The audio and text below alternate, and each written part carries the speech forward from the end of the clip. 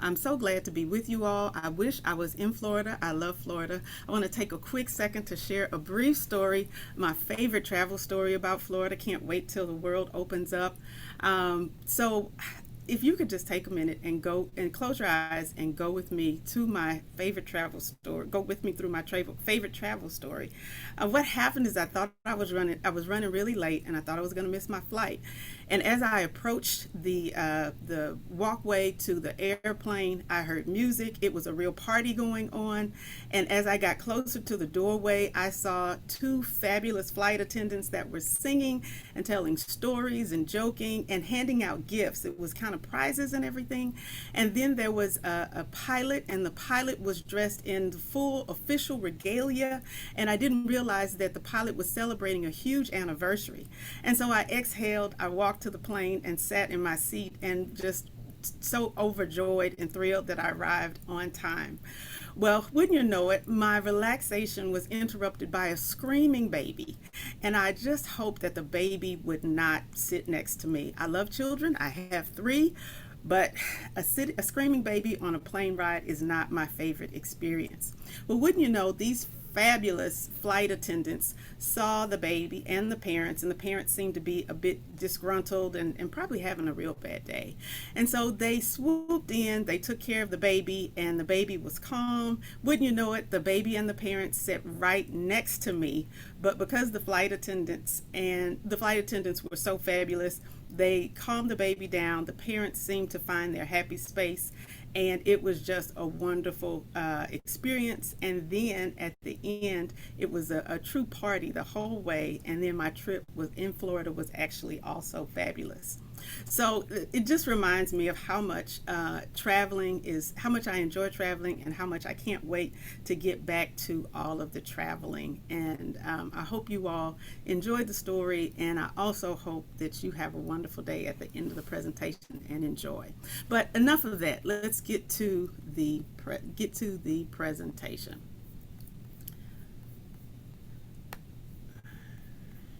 So. Uh, uh,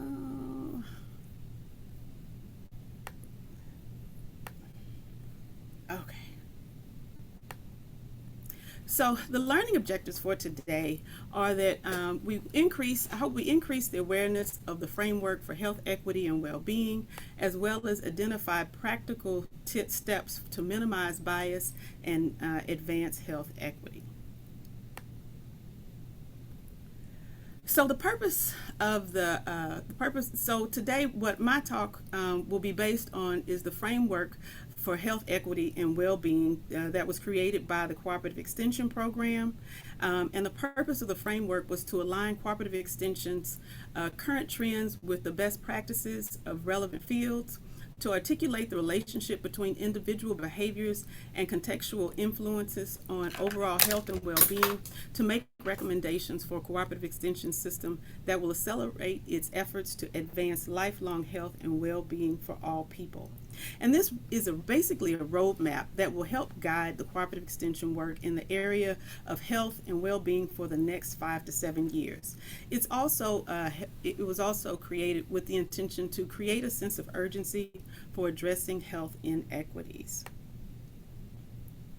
So just to give a quick shout out to the authors of the framework for health equity and well-being, I will not read through the names, but I did want to acknowledge their hard work and dedication to getting this effort completed.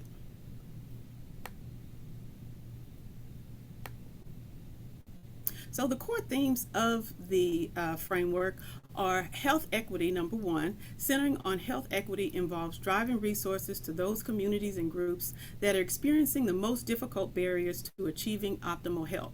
And then the social determinants of health, and the health-related work should include consideration of those factors beyond the influence of an individual, such as broadband availability, transportation, food insecurity, and access to health care.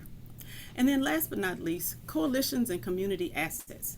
These are the mechanisms by which resources of multiple entities are focused on common objectives. There are multiple roles that cooperative extension can play to catalyze collective action which advances health equity and well-being. Now, this is a visual representation of the full framework.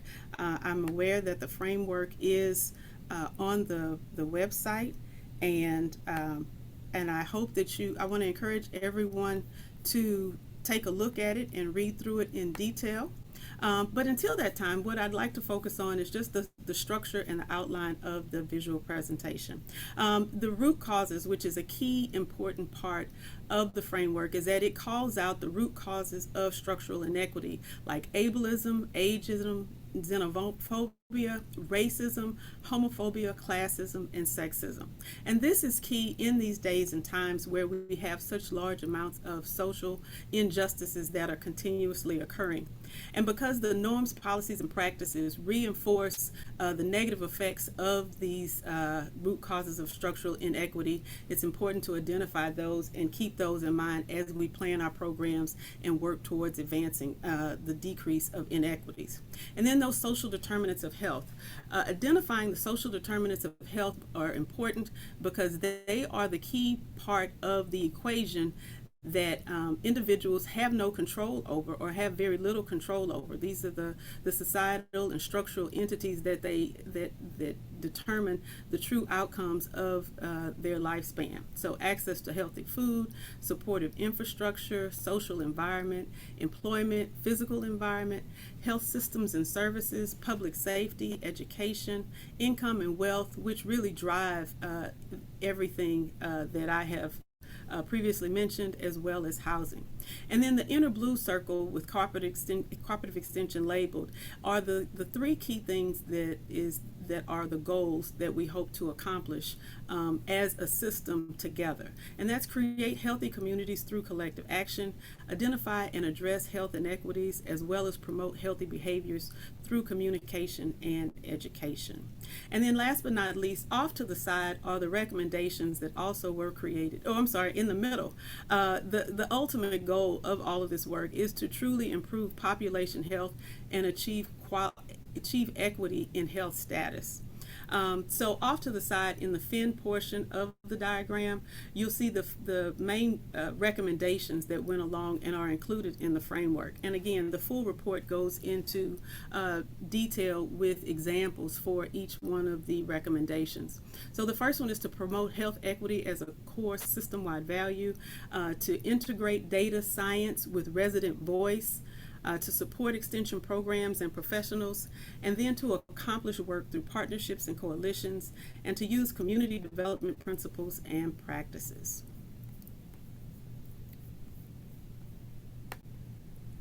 Now, why is all of this important, and where does it come from, and what is the big deal? Well, behavior is responsible for only 30% of a person's health. The remaining 70% is determined by the context in which they live, work, learn, and play. And addressing inequities will require that cooperative extension helps communities identify measurable health goals that everyone should be able to achieve. Now, community can then work with disciplined focus, identifying obstacles to achieving those goals, calling attention to the inequities, and committing resources towards closing the gaps which exist. This approach is more commonly referred to as targeted universalism, and the goal of this approach is to ensure that no one is disadvantaged in achieving their full health potential. And so what you see in this diagram is an indication that health behavior, what cooperative extension has traditionally focused on, is only 30% of the driver of health, of the person's ultimate health and lifespan. What you see is that 70%, and the 70% makes up clinical care, physical environment, and social and economic environment. And that 70% are typically those social determinants that people have little or no control over based on their economic status or maybe where they live. Some practical examples of that include clinical care. In the rural areas, there might not be an easily accessible health care or clinical care system nearby, and then because of the limited broadband issues, telehealth could even be problematic. And then the physical environment, where you live, the neighborhood you live in, plays a part, or that's basically an example of that. And then within the 40% are the things like I previously mentioned in the social determinants. The fact that not only where you live, but also the grocery stores, if they're the food insecurity. So if you don't have access to good food, or the corner store or the grocery store, you don't have good grocery stores, or the grocery stores have poor quality food, that plays into your health behaviors, what you can eat, what you can have access to. So just to engage you in understand where you are, how does seeing this affect your goals and intentions, and intentions to affect change, knowing that extension typically focuses on health behavior, but if we really want to decrease the inequities that exist, we have to move beyond health behavior and look at the true social determinants, which involve policy system and environmental changes that we are typically not involved in. And then something else to think about is what kind of change is most important to your team.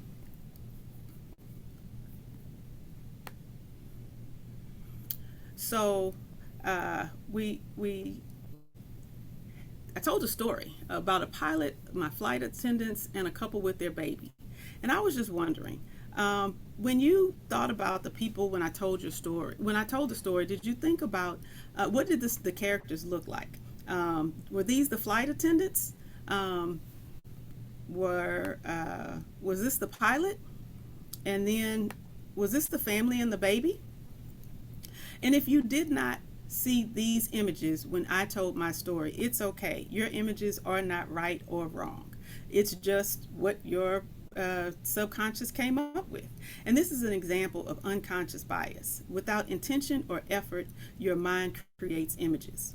And this plays into this can play into our negative health inequities because we don't realize the biases that we have. And it's not your fault. It's just the way things work. And this is an example of how our brain works. Without effort, based on our experiences and interactions, this is truly unconscious bias. And then just as a reminder, bias is a preference that inhibits impartial judgment, caused to feel or show inclination or prejudice for or against someone or something. Bias could be unconscious or conscious. Now, your bias is based off of your background, your life experiences, and your story. And so as a reminder, we all have unconscious bias, and they come from everything we consume and take in. That's through our family interactions and experiences. That's from the social media aspects, or social media we consume. That's the trips we take, the health care we receive, the jobs we work on, the places we live. All of them feed into our feed our bias, and well, they all feed our bias. And so someone is probably wondering, how can I address my biases if I don't know I even have them? And that's a great question. And so another opportunity for you to do more self-discovery is Harvard's free online assessment, Project Implicit. Your bias, both unconscious and conscious, are the result of all your experiences and interactions. And failing to recognize your biases during your workday can hold back an employee's and an organization's success. They can hinder your programs, and they can even cause conflict within conversations to promote health equity and resolve any type of issues that occur.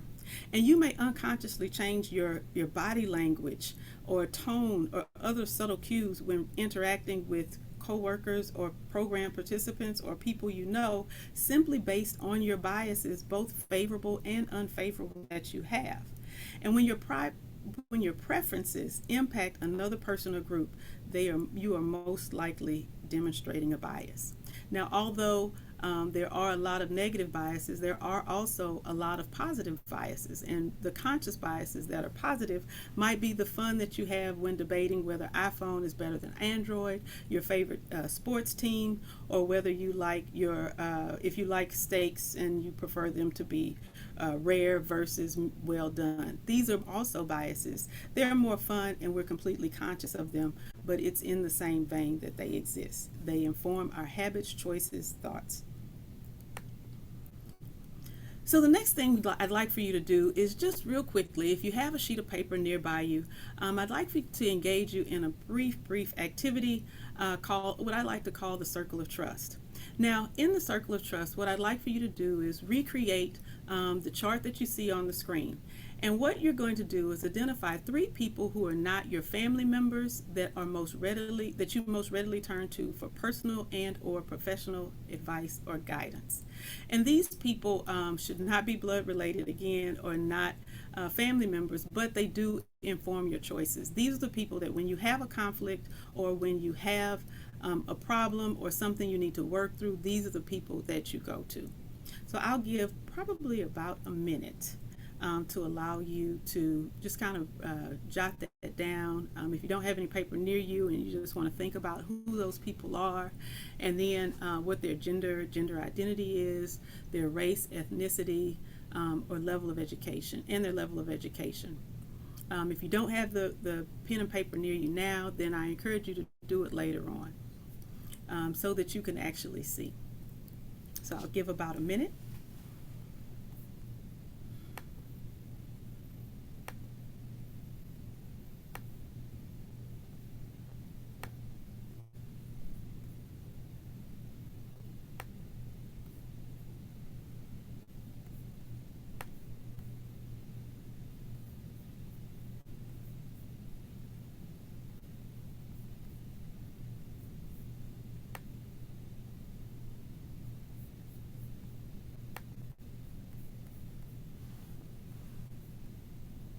Okay, hopefully you've had a chance to create this chart, and to be able to kind of consume the information that you see.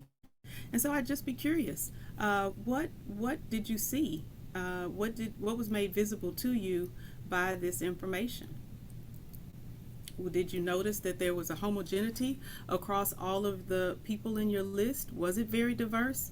And even if it was diverse, or even if it was very diverse, when you add in different other categories like age, socioeconomic status, how would that change the dynamic of the people on your list? And this is important to think about, because like I said, these are the people, or like we identified, these are the people that help to inform you, that should broaden your thought process, that help to challenge your thinking, and help you to see things differently and from other points of view.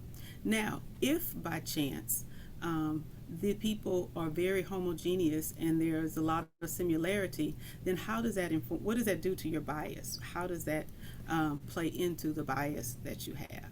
Something to think about.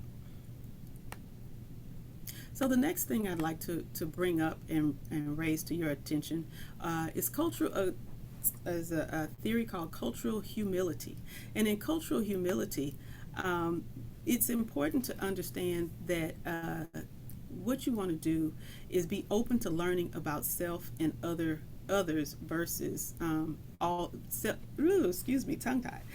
Open to learning about self and others all the time versus all knowing. And when you think about the cultural competency that is typically referred to, there's a sense that that is something that you can learn and move on from. So you've taken a class, you've done some learning, you've done some research, then okay, you're an expert or you're knowledgeable, and that's it.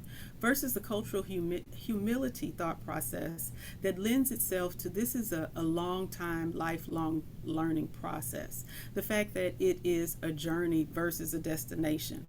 And it's not understanding that you don't know everything about all cultures and people versus not versus knowing because you've learned, because you talked to someone, because you've had an experience, now you're informed. And there's also the thought process that goes along with this. It's kind of a mantra of, I don't know what I don't know, and I will never know everything. And so the importance, or the other parts of cultural humility, is that you recognize and challenge power imbalances. It's important to develop mutually beneficial partnerships between communities and defined populations. And then most importantly, advocating for and maintaining institutional accountability. And this is important because organizations need to model these principles as well.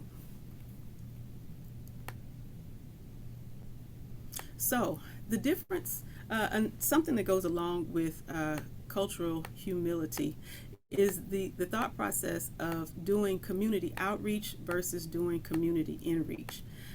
Within community outreach, what you see is, there tends to be a thought process, I want to help those people, versus the mentality of community inreach is, I have much to learn from the group of people I want to work with. And then there's also the cultural obliviousness that goes with community outreach. You want to go in and help, but you're not necessarily knowledgeable or comfortable with all the cultural nuances of the group that you're willing or you're trying to serve, versus always continuing to ask, how is race, class, gender, etc. playing out in this situation? Because these are the nuances and these are the characteristics that can cause the distrust that ultimately negatively impact the forces and the efforts that are needing to be, or that are trying to be made. And then in the community outreach, it's no power or privilege analysis versus having a constant conversation and assessing assets on both sides of the relationship. How do I support those that exist in communities of difference? And last but not least, limited or no processing or debriefing versus who am I accountable to within this partnership or community. And then also in the community in reach understanding, there is the commitment to change, transform, and the relevancy for a long term.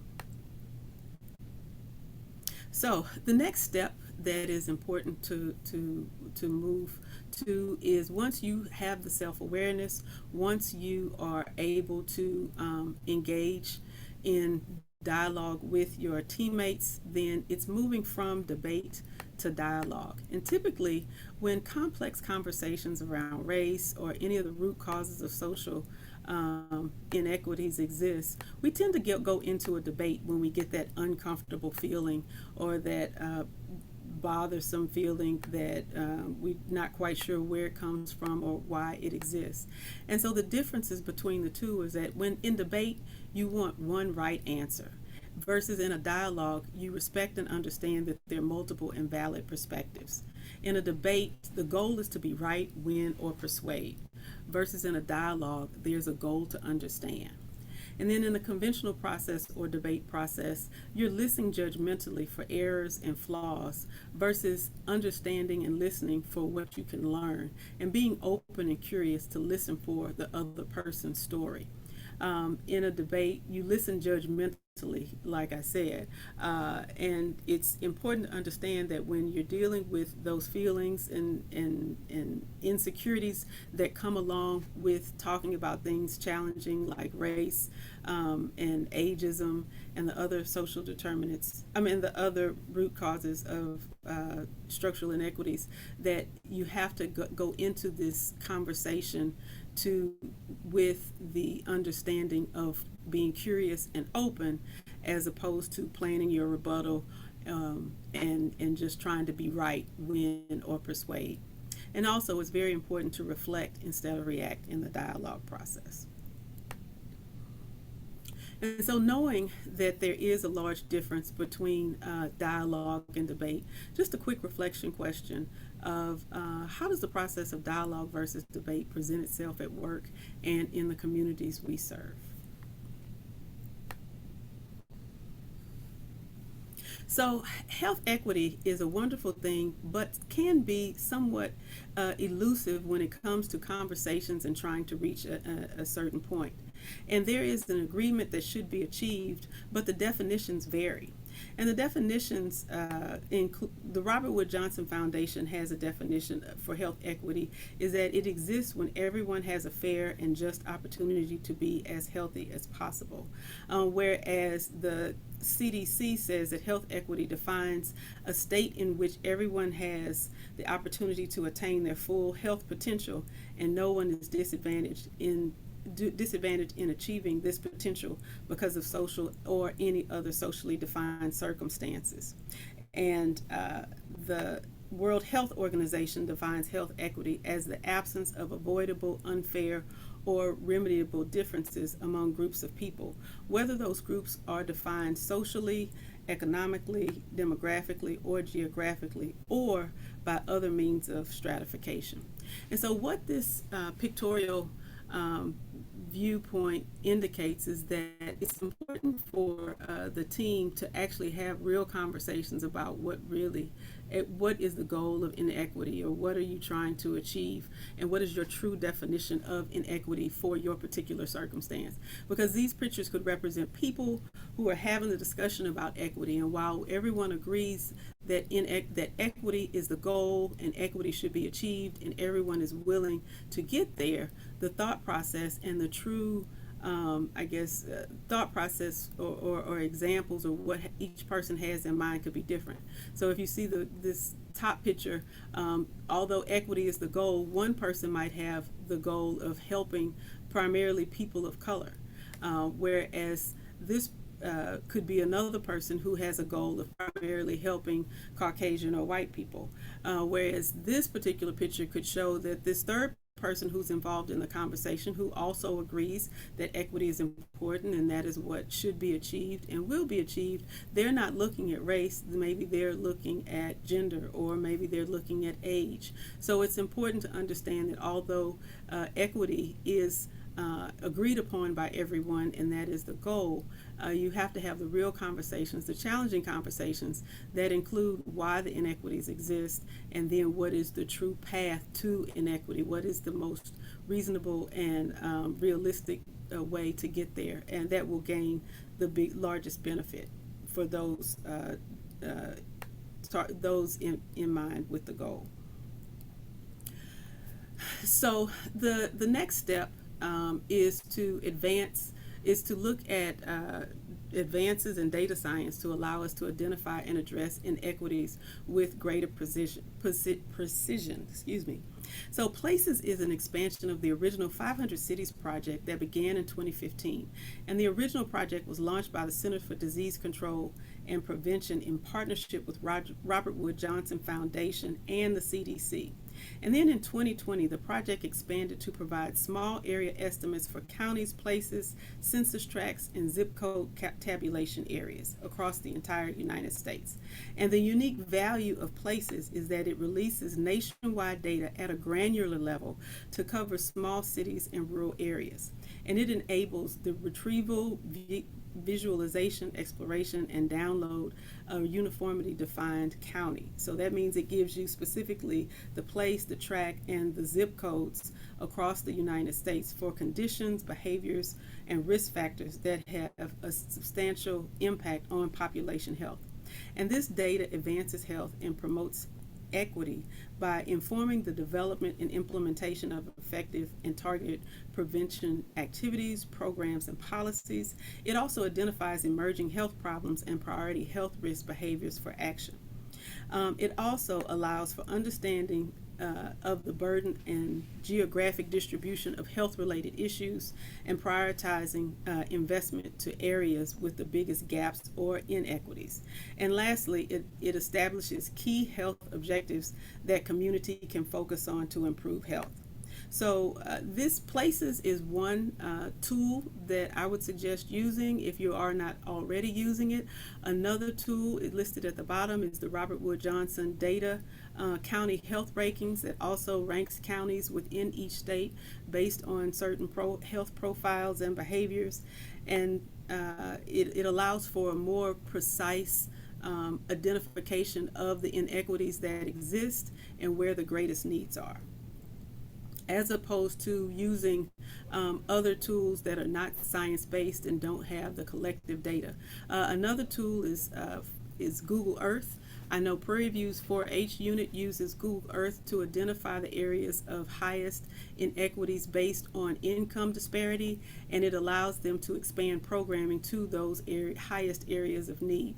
So it's not just going and looking at a community and thinking that, oh, maybe they have these needs or these needs exist to a large extent, but actually looking at the data that show the average income area of the specific areas that allows them to expand and have a greater impact for those that need it most. So the practical steps to advancing health equity and minimizing bias, in summary, is number one, to increase awareness of personal bias. It's so important. I can't emphasize enough the impact of knowing where your biases are and then taking actions to minimize it, because understanding your biases is powerful information that can make you uncomfortable, and that discomfort allows for growth, and that should be embraced.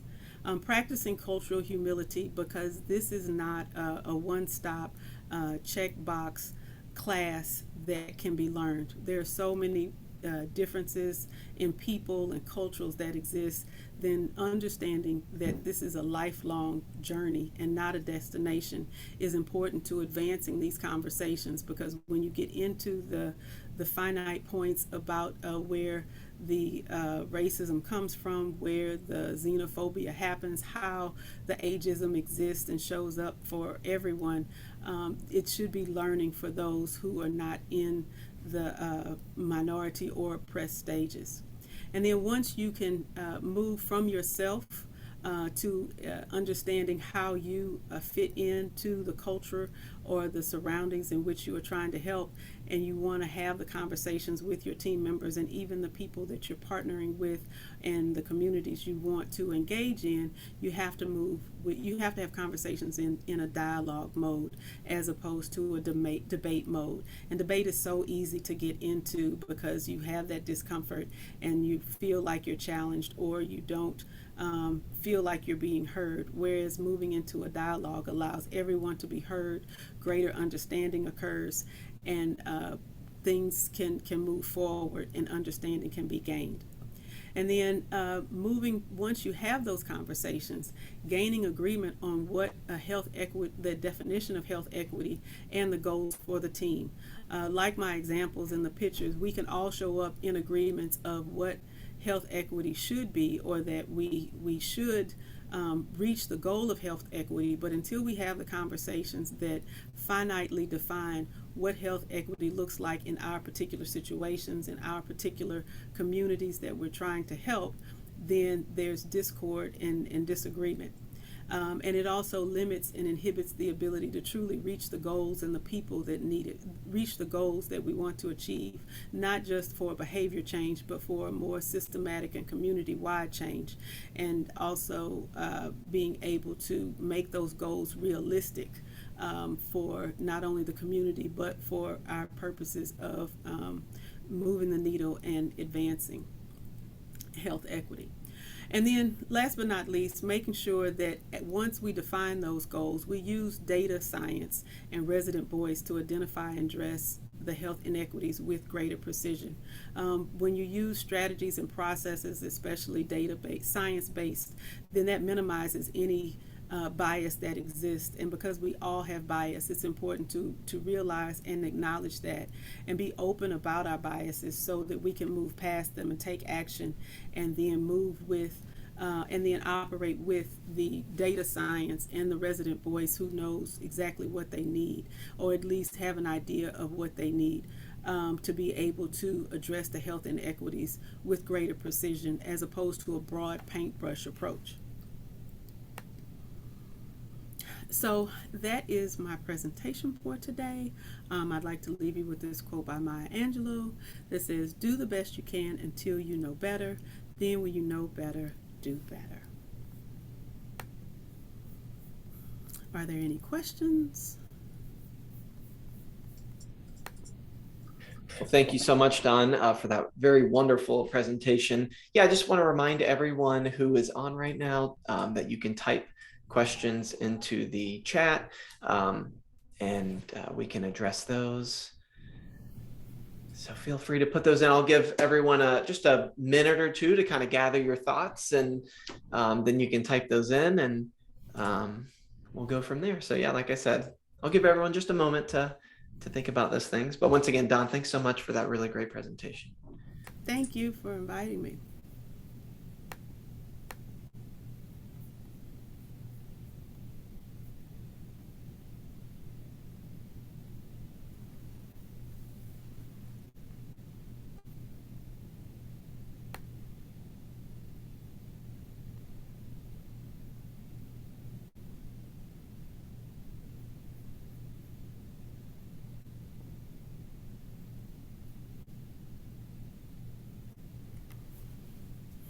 Thank you.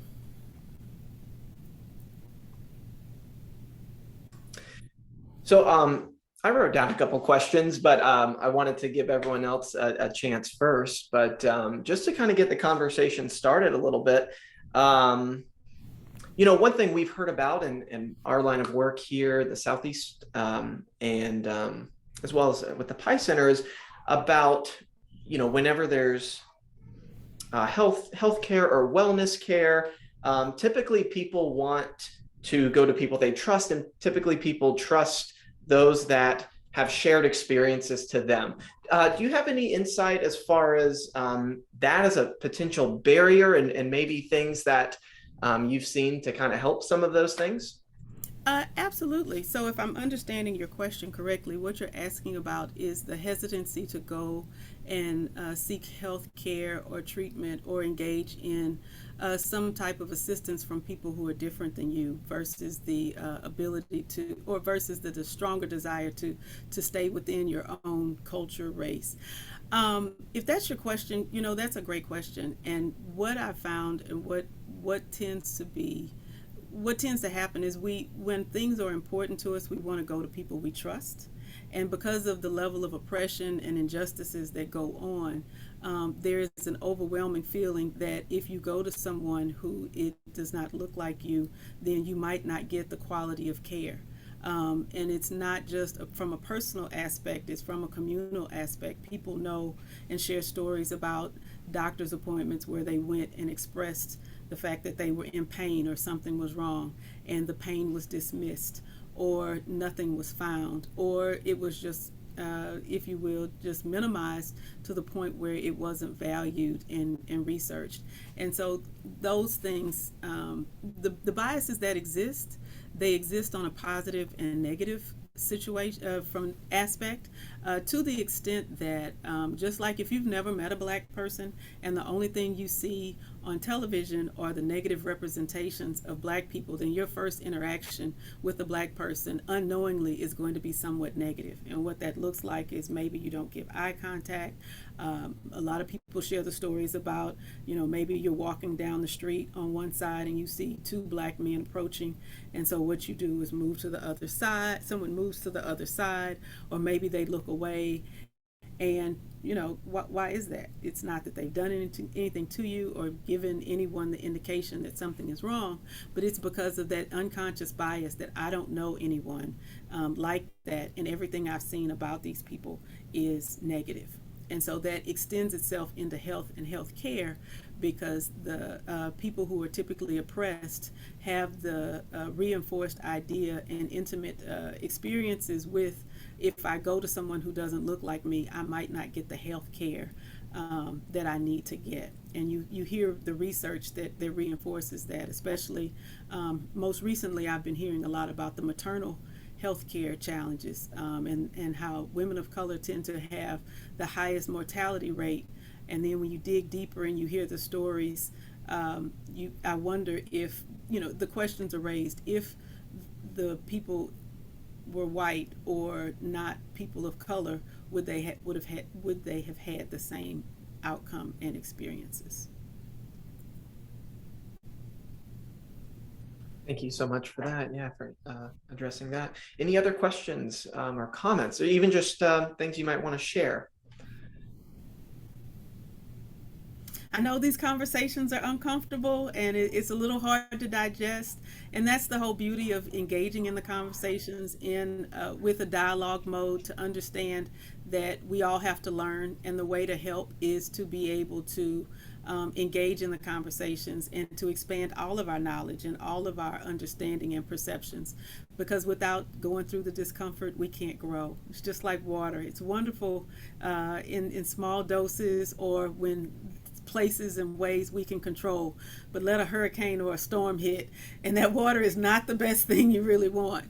But from the rain, the simple rain, the gardens grow, and it's just nothing like the benefits of a rain for a garden, even though you water it every day.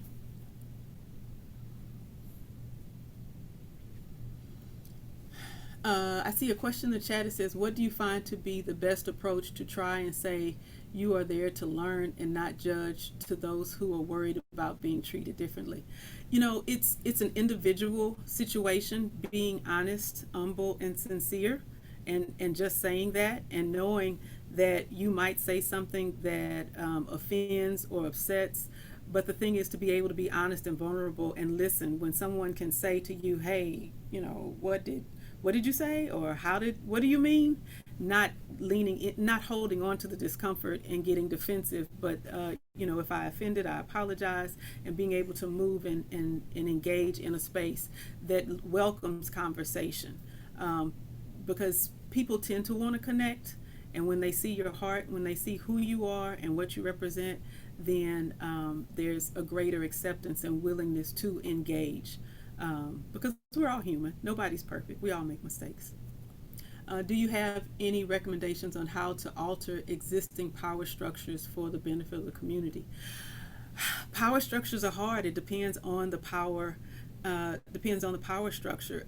The main thing is persistence, engaging in agreement on what can be achieved, and then having the conversations with the people in power and determining where their give points are and what their non-negotiables are, but really having the discipline and persistence to rally people and have the honest conversations about what needs to be changed. Power structures, like I said, it depends on what they are. If it's on a community level, if it's a school, you know, versus a school district, if it's a healthcare unit versus a healthcare system, power structures are really hard. But the main thing is to have the persistence to engage with people who know what need to be done, with the people who are being oppressed and the people who are suffering and want the change, being able to have the honest conversations with them, and then getting in front of the people who have the power, because that's ultimately where the change happens. And when the change happens, when you engage with the people in power, pull heartstrings or make an overwhelming case for the change, then changes can occur. But it's having the resilience to persevere for the end result that's wanted and desired. I hope that answers the questions that were raised. Are there any other questions? I know we're running out of time. Very good. Again, these conversations are not easy, especially when you're really wanting to move to the PSC level, the policy level, and the systems level. But it's important to have the conversations. But before you have the conversations, you have to have a conversation with yourself, because you never know where those biases show up. And those simple indications, like I want to help those people, the intent was very sincere and honest and wonderful, but the impact of those people hearing you say those people ends up being a negative impact. And that's where the bias comes in. And it's a bias that exists not intentionally, but it is a reality either way.